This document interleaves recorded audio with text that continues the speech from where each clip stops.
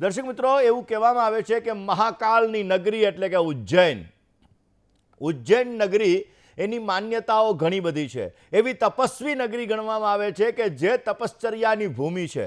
એવું કહેવાય કે દક્ષિણાભિમુખ શિવાલય હોય તો એ ઉજ્જૈન નગરીની અંદર મહાકાલેશ્વર ભગવાનનું છે, મહાકાલેશ્વર દાદાનું છે. અને એટલા માટે દર્શક મિત્રો, કણકણની અંદર જે નગરીની અંદર મહાદેવનો વાસ છે, કે જે નગરીની અંદર મહાદેવ સ્વયં પોતે બિરાજમાન છે, એવી આ નગરી કે જ્યાં ચમત્કાર તમને નિત્યને માટે જોવા મળે છે, એવી આ નગરીની અંદર અંગારેશ્વર મહાદેવનું મંદિર છે. એવું કહેવાય છે કે ઉજ્જૈનની અંદર સ્કંદ પુરાણમાં ઉલ્લેખ છે કે ઉજ્જૈનની અંદર અવંતિકા ખંડનો ઉલ્લેખ કરવામાં આવેલો છે ને જેની અંદર જે આ અંગારેશ્વર મહાદેવ છે એના દર્શન માત્રથી દરેક પ્રકારના મંગળના દોષો દૂર થાય છે. જેના જીવનમાં મંગળને લગતી સમસ્યા હોય, મંગળ પીડા આપતો હોય, મંગળ સમસ્યા આપતો હોય, આવા વ્યક્તિઓને મંગળને લગતા દોષોમાંથી અવશ્ય દૂર થઈ શકે છે. એવું કહેવાય છે કે સ્કંદ પુરાણની અંદર અવંતિકા ખંડની અંદર અંધકાસુર નામના દૈત્ય, એને વરદાન મળેલું હતું કે રક્તથી પોતે સેંકડો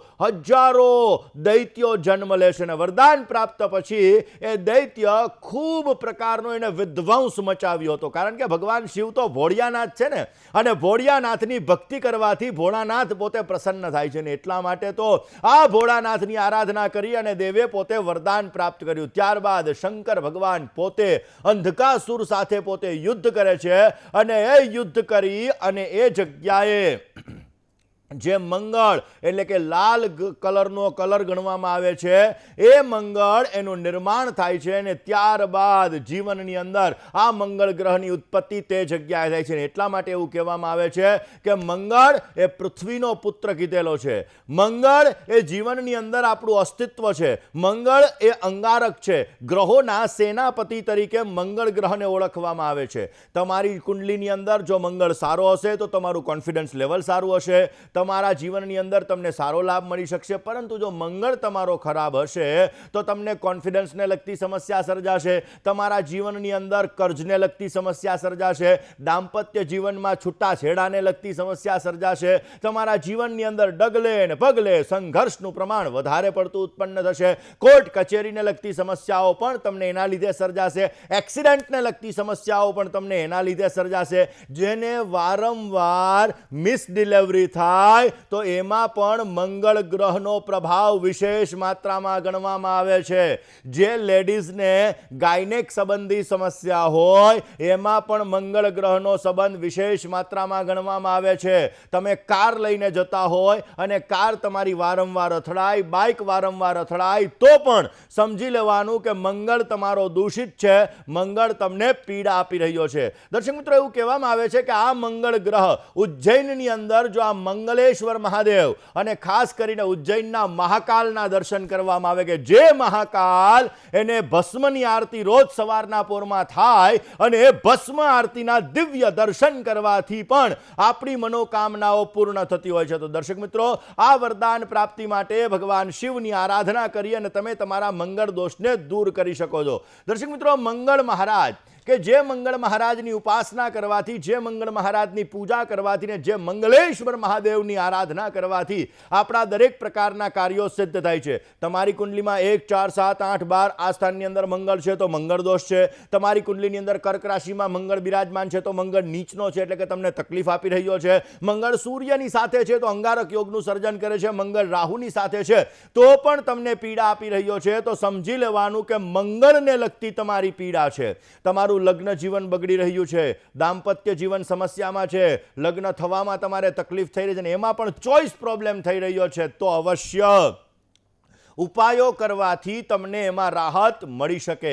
અને એમાં પણ વિશેષ માત્રામાં જો ઉજ્જૈનના મહાકાલેશ્વર ભગવાનના દર્શન, ઉજ્જૈનના મંગલેશ્વર મહાદેવના દર્શન અવશ્ય તમારી મંગળને લગતી સમસ્યા દૂર કરે છે. હવે દર્શક મિત્રો, ઘણી વખત એવું હોય કે લોહી છે ને એ મંગળનો કારક છે. જેને વધારે પડતું લોહી નીકળતું હોય, જેને વધારે પડતી લોહીને લગતી સમસ્યા ઉત્પન્ન થતી હોય, તો પણ સમજી લેવાનું કે મંગળ ગ્રહ ક્યાંક ને ક્યાંક તમારો દૂષિત છે અને તમને પીડા આપી રહ્યો છે. તો મંગળ માટે તમારે કયા ઉપાયો કરવા? દક્ષિણ દિશાનો સ્વામી પણ દર્શક મિત્રો મંગળ છે અને એટલા માટે તો આપણે એવું વિચારતા હોઈએ, ઘણા લોકોના મનમાં એવું હોય કે દક્ષિણ દિશાનું મકાન ન લેવાય, દક્ષિણનું મકાન લેવાથી સમસ્યા થાય, દક્ષિણનું મકાન પીડા આપે, દક્ષિણનું મકાન કર્જ કરાવે, દક્ષિણનું મકાન સમસ્યા ઉત્પન્ન કરે. પણ નહીં, તમારી કુંડલીની અંદર મંગળ સારો છે તો એ દક્ષિણ દિશાનું મકાન તમને બેસ્ટ રિઝલ્ટ આપશે. દક્ષિણ દિશાનું મકાન તમને ક્યાંક ને ક્યાંક કરોડપતિ બનાવી શકે. એટલે તમારી કુંડલીનો મંગળ તમને ઉત્તમ પ્રકારનો લાભ આપી શકે. જેનો મંગળ સારો હોય એને જમીન મકાનમાં ફાયદો થાય, જેનો મંગળ સારો હોય આવા વ્યક્તિને પોતાના ભાઈ સાથેના સંબંધોમાં ફાયદો થાય, જેનો મંગળ સારો હોય એવા વ્યક્તિઓના જીવનની અંદર ઉત્તમ પ્રકારનો નાણાકીય લાભ પણ મળે અને સાહસિક વૃત્તિ હોય. જેની સાહસવાળી વૃત્તિ હોય, સમજી લેવાનું કે આ વ્યક્તિનો મંગળ બહુ જ સારો છે. કોલર મિત્ર સાથે વાત કરી લઈએ. હલો, જય શ્રી કૃષ્ણ. જય ગણેશ. જય ગણેશ. બોલો બેન. હા, મારે વિશે પૂછવું હતું. નામ, તારીખ, સમય અને સ્થળ. એમની જન્મ તારીખ 16/8/89, સમય સાંજે 8 વાગે, જન્મ સ્થળ કડી. શું પ્રશ્ન હતો?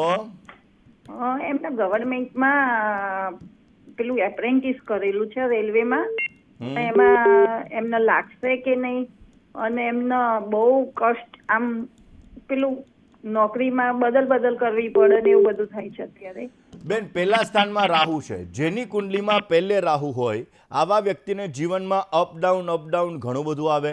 જેને 7મે રાહુ હોય આવા વ્યક્તિને સ્થિરતા મેળવવામાં, આવા વ્યક્તિને લગ્ન જીવનમાં, આવા વ્યક્તિને દાંપત્ય જીવનમાં સમસ્યા સર્જાય. હવે ઓલરેડી આમના જન્માક્ષરમાં કુંભ લગ્નની કુંડલીમાં પહેલા સ્થાનમાં રાહુ મહારાજ છે બેન, જેના લીધે જીવનમાં અપડાઉન ઘણું બધું કરાવડાવે. મંગળ, કેતુ અને બુધ આ 3 ગ્રહો સપ્તમ સ્થાનની અંદર સાથે જ, એટલે અમારો આજનો પ્રોગ્રામ જોવો જરૂરી છે. કારણ કે મંગળ દોષ બને છે અને મંગળને લગતી સમસ્યાના ઉપાય હું આ પ્રોગ્રામમાં જ કહેવાનો છું. હવે સપ્તમ સ્થાનની અંદર કેતુ મહારાજ છે, એટલે બની શકે તો કપાળમાં એને કેસર અને ચંદનનું તિલક કરવાનું, કોઈ એનાથી પોઝિટિવ રિઝલ્ટ મળશે. ગવર્મેન્ટ તરફથી એને ફાયદો મળે એવા સંપૂર્ણ યોગો જણાઈ રહ્યા છે. અષ્ટમ સ્થાનની અંદર શુક્ર મહારાજ છે. મંગળ મહારાજ પોતે અસ્તના બિરાજમાન છે, જેનું કોન્ફિડન્સ લેવલ ક્યારેક ડાઉન કરાવડાવે.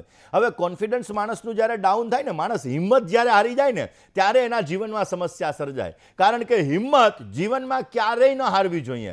નેગેટિવ થિંકિંગ, તમારા મનની અંદર તમે નેગેટિવ થિંકિંગ કરો, પરંતુ હિંમત ક્યારેય ન હારવી જોઈએ. હંમેશા જેમ અર્જુનને પક્ષીની આંખ દેખાય એમ તમને તમારો ધ્યેય દેખાવો જોઈએ, તો અવશ્ય તમે જીવનમાં સારી રીતે સફળ થઈ શકો. મંગળને મજબૂત કરવા માટે તમારે કયા ઉપાય કરવા એ આજના પ્રોગ્રામમાં જોવાના છે. બાકી આ કુંડલી મુજબ જોવા જઈએ તો પહેલા સ્થાનમાં રાહુ મહારાજ છે. ગળામાં એક ચાંદીનો ચોરસ ટુકડો ધારણ કરજો, કપાળમાં કેસર અને ચંદનનું તિલક કરવાનું કહેજો.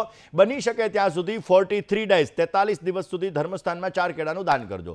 પોઝિટિવ રિઝલ્ટ અવશ્ય મળતું જણાશે. વાત કરી લઈએ દર્શક મિત્રો બીજા એક કોલર મિત્ર સાથે, જેની જન્મ તારીખ, સમય અને સ્થળ. હલો, જય ગણેશ. જય ગણેશ મુકુંદભાઈ. બોલો. હું જુનાગઢ થી બોલું છું. મારા બેન ના છોકરા વિશે પૂછવું છે. નામ, તારીખ, સમય, સ્થળ. એનું નામ દેવાંગ છે. એનો જન્મ અમદાવાદમાં થયો છે અને રાતે 11 વાગે અને જન્મ તારીખ તો બોલો. જુનાગઢ થી તમારે તાલાળા જવું હોય ને તો તાલાળાની બસનું નામ વાંચવું પડે ને પછી જ આવવું પડે. આપું છે 4 તારીખ 10 તારીખ 4થો મહિનો 2013. 10/4/2013. સમય? સમય રાતે 11 વાગે. રાત્રે 11 વાગે. જન્મનું સ્થળ? અમદાવાદ. શું પ્રશ્ન હતો? પ્રશ્ન એ છે કે ભણવામાં તો બહુ હોશિયાર છે અને એ આમ લેસન કરવામાં આમ બહુ આમ આપણે હેરાન કરે છે. આમ તકલીફ, આમ મન એનું ચંચળ છે. ચલો મન ચંચલિતતા માટેની વાત કરીએ દર્શક મિત્રો. ચંદ્રમા મનસો જાત ચક્ષોહો સૂરજો જાયત. ચંદ્ર મનનો કારક ગ્રહ છે. ચંદ્ર કેતુની સાથે બેઠો છે, જે મન દ્વિધામય કરાવડાવે. શનિ રાહુનો શ્રાપિત દોષ છે. શનિની ચંદ્ર ઉપર દ્રષ્ટિ છે. અમુક સમયાંતરે મેન્ટલી ડિસ્ટર્બન્સ ક્રિએટ કરાવડાવે. ઓલરેડી જન્માક્ષરમાં સૂર્ય મંગળનો અંગારક યોગ છે, ક્યારેક સ્વભાવ ઉગ્ર કરાવે. ને બુધ નીચસ્થ છે, જે એલર્જીને લગતી સમસ્યા, વાણીને લગતી સમસ્યા ઉત્પન્ન કરાવડાવે. આપ ચિંતા ન કરો. આના કેરિયરની અંદર આગળ વધવા માટે અંગારક યોગ અને વિષયોગ અને સાથે સાથે ગ્રહણ યોગની પૂજા આપ અવશ્ય કરો. બની શકે ત્યાં સુધી શનિવારના દિવસે 4 પક્ષીઓને પિંજરામાંથી મુક્ત કરો, પોઝિટિવ રિઝલ્ટ મળી શકશે. બને ત્યાં સુધી દવાખાનાની અંદર પીવાના પાણીની વ્યવસ્થા કરો, એનાથી પણ સુંદર મજાનો લાભ મળતો જણાશે. કોઈ પણ બાવાજી હોય, કોઈ શિવ મંદિરના પૂજારી હોય, આવા વ્યક્તિને સંપૂર્ણ શણગારનું દાન અને પાકા સીધાનું દાન અવશ્ય દેવડાવી દેજો. પોઝિટિવ રિઝલ્ટ મળી શકશે. જય ગણેશ. કોલર મિત્ર સાથે વાત કરવી છે, સમસ્યાનું સમાધાન મેળવવું છે. હલો હેલો, જય ગણેશ. વિપુલભાઈ. જય ગણેશ, બોલો ને. મારે છે ને મારા શાળા વિશે પૂછવાનું છે. એની જન્મ તારીખ છે 10/11/1993. 10/11/1992. સમય 93. ઓકે. સમય તો રાતના 10:10. 22 અને 10. જન્મનું સ્થળ માંગરોળ, જુનાગઢ. શું પ્રશ્ન હતો? પેલું તો એ પૂછવાનું છે કે આઈટી કંપનીમાં કામ કરે છે, તો એનું આઈટીમાં ભવિષ્ય કેવું છે, અને બીજું કે એનો લગ્ન યોગ વિશે પૂછવું છે. એને એક વૃષભ રાશિની એક છોકરીનું અત્યારે વાત ચાલે છે, ફાઇનલ નથી થયું, તો કેવું રહે? ચલો જન્માક્ષરની વાત કરીએ. પહેલા જણાવી દઉં કે આવતીકાલ એટલે કે બુધવારે બપોર પછી હું રાજકોટમાં મળીશ અને ગુરુવારના દિવસે જુનાગઢમાં મળીશ. જે કોઈ પણ દર્શક મિત્રોને મને રૂબરૂ મળવું હોય, રાજકોટ અને જુનાગઢની અંદર અપોઇન્ટમેન્ટ આપ નોંધાવી શકો છો. વાત જન્માક્ષરની કરીએ. મિથુન લગ્નની કુંડલી છે. મંગળ અને રાહુ 6ઠ્ઠા સ્થાનની અંદર છે. સૂર્ય, શુક્ર, બુધ અને ગુરુ આ 4 ગ્રહો બિરાજમાન છે પંચમ સ્થાનની અંદર. ઓલરેડી જન્માક્ષરની અંદર લાભ સ્થાનમાં શનિ મહારાજ છે. કેરિયરને પ્રાથમિકતા આપે. સૂર્ય, ગુરુ, શુક્ર, બુધ 4 ગ્રહો સાથે બિરાજમાન છે, એટલે મહેનત કરવા છતાં ફળ ઓછું મળે. યશમાન પ્રતિષ્ઠા મળવાની અંદર થોડીક તકલીફો સર્જાય. અમુક સમયાંતરે ડાયજેશન, પેટને લગતી સમસ્યાઓ ઉત્પન્ન કરાવડાવે. મંગળ રાહુ સાથે છે, જેના લીધે ક્યારેક કોન્ફિડન્સ લેવલ એટલે કે આવડત છે, પરંતુ વ્યક્ત કરવાની અંદર થોડી ઘણી સમસ્યા થઈ શકે. પણ આપ ચિંતા ન કરો, કેરિયરનો ગ્રોથ બહુ જ સારો છે. આમના જન્માક્ષર મુજબ મંગળ અસ્તનો છે, બુધ અસ્તનો છે. અસ્તના ગ્રહો હંમેશાને માટે તમને તકલીફ આપવાના છે, માટે રોજ તુલસીના પાનનું સેવન કરે, રોજ હનુમાન ચાલીસાનો પાઠ કરે, અવશ્ય પોઝિટિવ રિઝલ્ટ મળશે અને જીવનની અંદર પોતે પોતાના જીવનમાં અવશ્ય આગળ વધી શકશે. કોલર મિત્ર સાથે ચર્ચા કરી લઈએ. હલો જય ગણેશ. જય માતાજી. હું કપડણથી બોલું છું. બોલો ને બેન. મારા બાબાની જન્મ તારીખ છે 30/11/2003. પહેલેથી બોલો. હું કપડણથી બોલું છું. મારા બાબાની કુંડલી જોડાવી છે મારે. હા તો બેન, કર્ણાવતી એક્સપ્રેસની જેમ તારીખ, સમય, સ્થળ ન બોલો, મેમોની જેમ બોલો. 30/11/2003. 30/11/2003. સમય બપોરે 12:45. બપોરે 12:45. જન્મનું સ્થળ ડાકોર. ઓકે. શું પ્રશ્ન હતો? મારે જન્મ કુંડલી જોડાવી છે. ખાલી કુંડલી જોડાવા માટે તો ઓફિસે આવવું પડે, પણ અત્યારે તમને જનરલ પ્રિડિક્શન કહી દઈએ. કુંભ લગ્નની કુંડલીમાં ચંદ્ર મંગળનો લક્ષ્મી યોગ છે. દશમ સ્થાનની અંદર વૃશ્ચિક રાશિનો સૂર્ય છે. લાભ સ્થાનની અંદર બુધ અને શુક્ર સાથે છે, અને ભાગ્ય સ્થાનની અંદર કેતુ મહારાજ છે, અને પંચમ સ્થાનની અંદર મિથુનનો શનિ છે, અને ત્રીજા સ્થાનની અંદર મેષનો રાહુ છે. ઓલરેડી જન્માક્ષર મુજબ જોવા જઈએ તો મંગળ દોષ છે. મંગળ દોષ હોય આવા વ્યક્તિને લગ્નમાં ચોઈસ પ્રોબ્લેમ કરાવે, નાણાકીય સફળતા સારી ઉત્પન્ન કરાવડાવશે.